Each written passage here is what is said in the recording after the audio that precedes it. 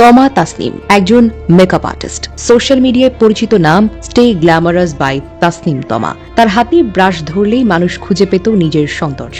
তার হাসি চারপাশে আলো ছড়িয়ে দিত, বন্ধুদের সঙ্গে মজা, ক্লায়েন্টদের সঙ্গে উষ্ণতা, সবকিছুই যেন আলো ছড়িয়ে দিত। কিন্তু সে হাসির আড়ালেই লুকিয়েছিল ভয়, চাপ, যা তাকে ধীরে ধীরে করুণ মৃত্যুর দিকে ঠেলে দেয়। প্রতিদিন কেউ না কেউ কমেন্ট করত, আপনি এত মোটা, আপনাকে দেখতে বলপেনের মতো লাগে, এই চেহারায় কিভাবে বিউটি টিপস দাও। এমন মন্তব্যগুলো তার জন্য প্রতিদিনের আঘাত।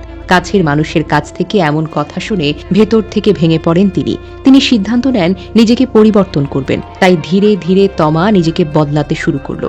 নিজের শরীরকে নিয়ন্ত্রণে রাখার নামে বডি শেভিং, একবেলা খাবারের ডায়েট, সবই চলল তার জীবনকে ধীরে ধীরে ক্ষুধার যন্ত্রণার দিকে ঠেলে দেওয়ার জন্য।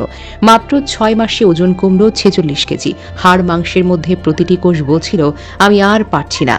তখন অনেকে বলল, দারুণ, মেয়েটা অসাধারণ কাজ করেছে। কিন্তু বাস্তবতা ভিন্ন। প্রত্যেক দিনের প্রশংসার আড়ালে সে হারাচ্ছিল নিজের প্রাণ।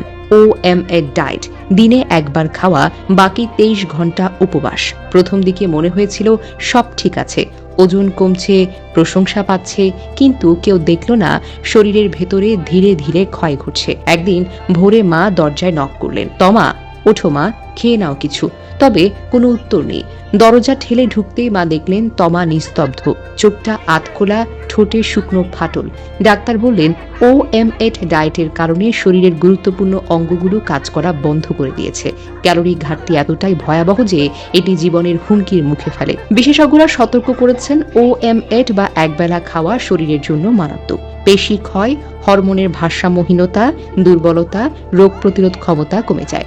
ডায়াবেটিস বা হৃদরোগে ভোগা ব্যক্তিদের জন্য এটি আরও বেশি বিপজ্জনক। একসাথে বেশি খাবার খাওয়ার ফলে রক্তে শর্করার মাত্রা হঠাৎ বেড়ে বা কমে যেতে পারে, যা মারাত্মক স্বাস্থ্য ঝুঁকি তৈরি করে।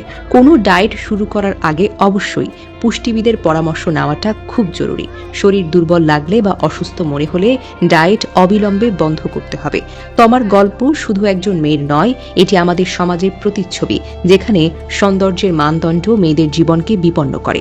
একটা মেয়ে তার শরীরের সঙ্গে লড়াই করছিল, আর শেষে হেরে গেছে নিজের মধ্যকার চাপ, ভয়, অমানবিক সমালোচনার কাছে।